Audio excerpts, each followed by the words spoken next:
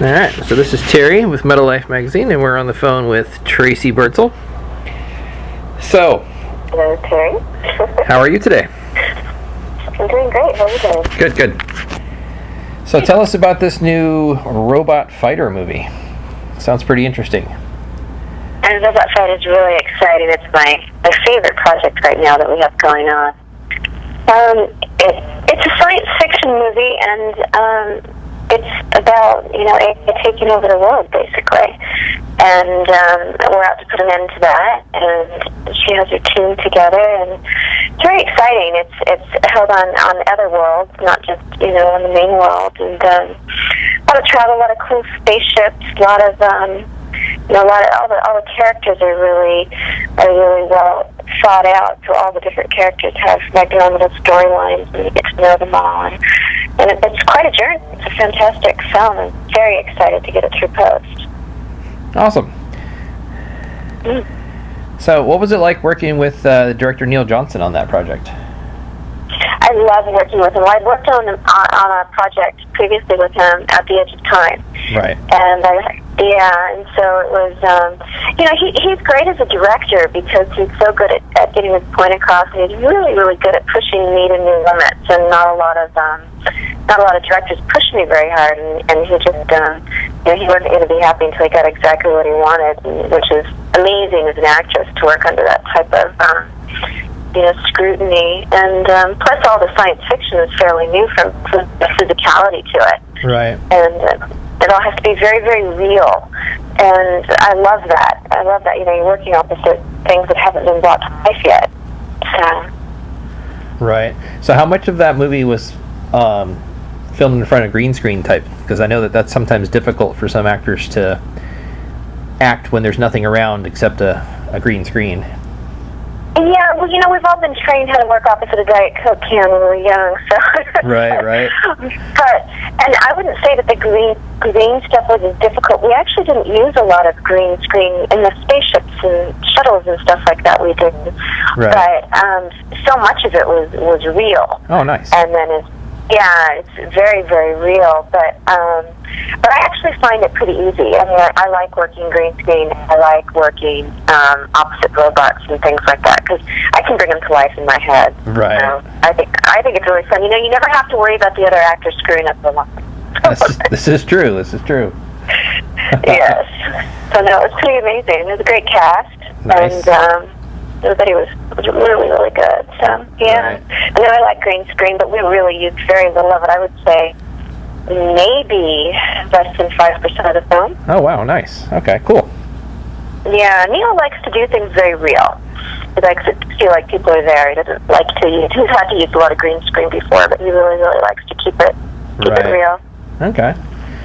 So what would you say be the biggest difference between the storyline for Robot Fighter and At the Edge of Time? Well, they're completely different. At the Edge of Time was a time travel movie, and it's about a guy who has a messiah complex, basically trying to rewrite history. Oh, okay. And so it's completely different. My character in that, Dion, was she's basically general of her own army, so she was traveling through time and trying to stop him before he changed everything and the outcome of the world and how it's supposed to be. And in Robot Fighter, the character Sienna basically goes through the whole journey of trying to put this AI to an end, and she has a lot of realizations of her own throughout it. I mean, there's some twists and turns in it that are really big character twists. Okay. So and then she kind of she's basically housed in somebody else's consciousness too. It's been downloaded into her, so it's all very interesting. And then the whole confusion comes through, and it's really multi-layered filmmaking at its best. I think it's going to be my favorite one yet. Yeah. Nice. That sounds interesting. Mm-hmm. Alrighty. Yeah, it's very interesting, especially when you love science fiction. Like, I still love doing comedy and drama and all these other things. Sure. This is really, really fun stuff. I mean, because I'm very physical, I'm very active, and I love performing, so it's kind of taking the best of all worlds and putting them all in one. Right. That's awesome. Mm-hmm. So, speaking of comedy, so you just finished the Who's Jenna Jameson movie.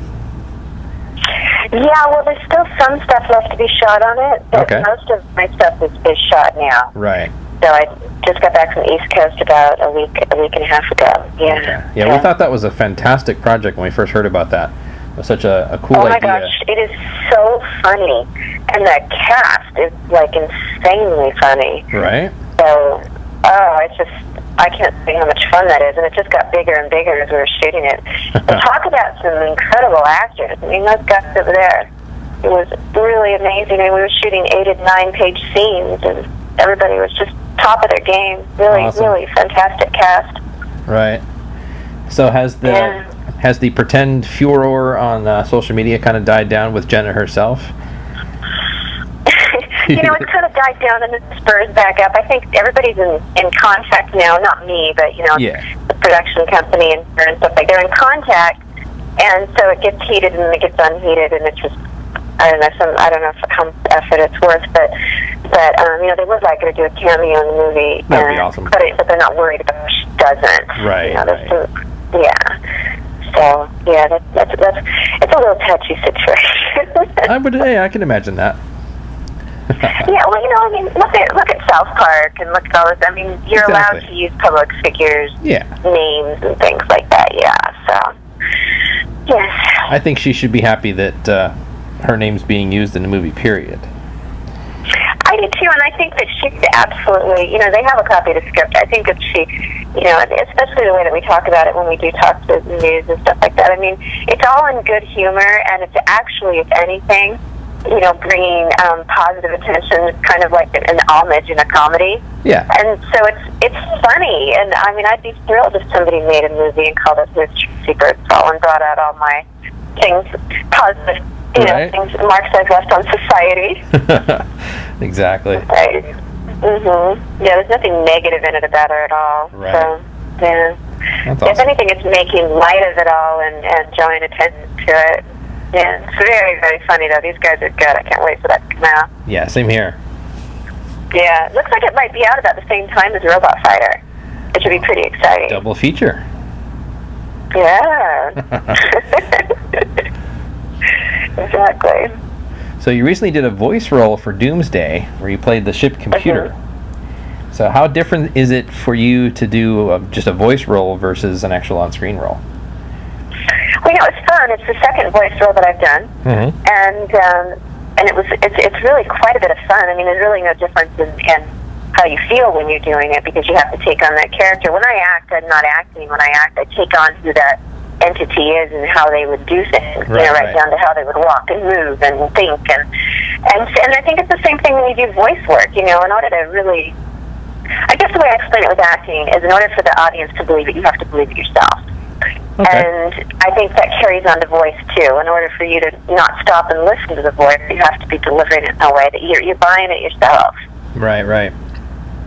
Yeah. Okay. And I grew up loving science fiction, so I got to be, a spaceship computer voice, and that's pretty cool. It is, yeah. It's pretty awesome. Cool, yeah. And then, so very recently, you just got an award at the Temecula Independent Film Festival. I did. Well, I was a guest of honor, and so then they gave me the Trailblazer. It's a Trailblazer Award. Okay, right. And I love the guest of honor thing. It's really fun. That's nice. Yeah, Temecula's about an hour north of our office, so it's pretty close. Yeah. Yep. Yeah, you should have come. Yeah. Yeah, it was one of those multiple booked days. Sci-Fi Magazine came out there. So doing a thing, so that was pretty cool. Yeah. Yeah, no, it's really nice. They called me up and they just asked me to be the guest of honor. That's awesome. You know, it's a funny thing, because we do this thing that we do without, we think about how the audience is going to feel on this actor thing, but we don't think about getting recognition. So when you get recognition, it's just a little icing on the cake. It's just such a nice thing, because you never think that anybody's going to. You never think it through to that degree. You just think about your audience and your fans. Okay. Yeah, so it's very, very cool. It's happened to me, 2 years in a row now. So I feel duly honored. I feel very, very lucky. That's awesome. So when are we going to see you do, or not see you technically, directing or doing something from the other side of the camera? I produce, and I help produce these last two films here. And I've produced before. I did in the late 90s, and then I did a short. I'd taken quite a few years off, and I did a short called TikTok. But I basically did that to get my face and my name back on the map after taking a few years off. But, so I love producing, but I don't think directing. I mean, I think that I would direct, like another actor. Like if I can convince Neil to do a cameo or something like that, I think I would enjoy directing somebody, for a few minutes, but not as a director of a film, because I have so much fun being on the other side of the camera. And that's what I like about producing, is especially co-produce it. You know, the production responsibilities leading up to it, but then when it comes time to actually shoot, you can just completely put your mind in the mind of the character. Right, okay. So, fair enough. Yeah. I get camera jealousy guys on the other side during shooting. Fair enough. I'd want to bring something to life, Right. So what are you working on now? What's next? Well, we actually have another project that we're kind of working on right now. So we don't have a name for it yet, but something that we'd like to be shooting in a few months. And I was also shooting for a company out of Australia that was out here. I had a part in a dream sequence. It's in a thing called Diary of a Fat Man. Oh. So I just finished shooting that, yeah. Every time I think I have a week off, somebody has something to fill it with. That's probably good, though. Oh, I love it. Yeah, it's fantastic. Yeah. No, but there is another project in the works, and we haven't come up with a title, and we're not ready to talk about it yet, but I'll say probably a few months, yeah. All right, cool. Mm-hmm. We'll have to touch base again in a few months, then. Exactly. So, what is your favorite science fiction movie of all time? Well, I would have to say, definitely Star Wars. I just think about which one. Fair enough. Yeah, I mean, definitely the Star Wars. I mean, there's a lot of them that I like. I mean, you love Wall-E. This year, is it Nachina? How do you pronounce that? Yep. That just had me just completely, I loved it. And even the Wall-E, I loved Chappie, and that got kind of dissed, and I loved it. That was actually better than I thought, yeah. Yeah, I love anything that's science fiction, because I can appreciate where they're going, even if it isn't at the top. Right. You know what I mean? Yeah. Right. Yeah, and I think it's fantastic. I love anything artificial intelligence. I grew up, my father ran a power electronics convention, so I love anything robotics, and yeah, I think it's amazing. So, any plans on potentially returning to a TV series, or? Well, if I ever stop working long enough to go back to auditioning, then I would love to get back into television. But right now, I've been so busy that there hasn't been a thing to think about what else I want to do. And then I have another print job coming up here in 2 weeks, and so we just kind of I'm always planning on how I'm going to fit in the next thing that I'm already doing. Right. So, and when you get your downtimes and you think about what it is that you wish you could be doing, that's when you end up doing things like TV and stuff like that. I mean, I think it would be great, but I just haven't had time to go on an audition in over a year. Fair enough. Yeah. So on the rare occasion... It's a good spot to be in. Yeah. So on the rare occasion that you're not working, what do you do with your free time? Catch up on things like bookkeeping, taxes, and I work out at the gym like a crazy person. I just love working. So, spend time with my family and go see my parents, but mostly just working out, catching up, and reading scripts. I'm behind by about 3 scripts right now. All right. Hey there. Always busy. Yeah, if I could get around to reading the script, then I could decide what I was going to do next. Right. People to me, and I'm like, you have to find the time. First, you have to catch up. Yeah. Sure. All good, no complaints. So one of the things our magazine definitely focuses on is the musical side of things. What type of music is being used in Robot Fighter and At the Edge of Time? Are we doing just soundtracks or actual songs, or? Well, he's been in talks with a particular band that's in Europe about providing some music to it, Okay. called Rhapsody. Uh-huh. But on top of that, you know, we worked with Charles Avalanche on Starship. He worked with him on Starship. And that soundtrack is absolutely amazing. So I'm sure that we'll be having him, you know, do some of the scoring as my guest, because his music is just so incredible. So, yeah. That sounds awesome. We would definitely appreciate hearing Rhapsody, since I know they're great, aren't they? since you know we're mostly heavy metal. So. I know. Love heavy metal. It's fantastic. Yeah. So, what is your favorite band? You know, it's funny because I got asked this again recently, and you know, I don't know. I hate to tell you, but I don't know if I have a favorite band per se. Of course, I like the U2s, and you know, I like just all kinds of them. But mostly, I have performers that I like, because I get, you know, I like Pink, and I like just so many of them. But you fall in love with their performances. You know, Fergie and stuff like that. I love the Black Eyed Peas. Oh my God. Yeah. So you just kind of fall in love with the performers themselves. Fair enough. Yeah. Then you love the music. Right. Yeah. Well, that's awesome. Yeah, we would definitely we're looking forward to these movies.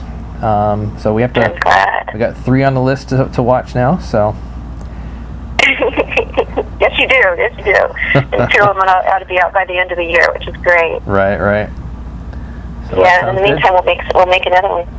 Exactly. Yeah. We'll never catch up, which is probably good. It's a great thing.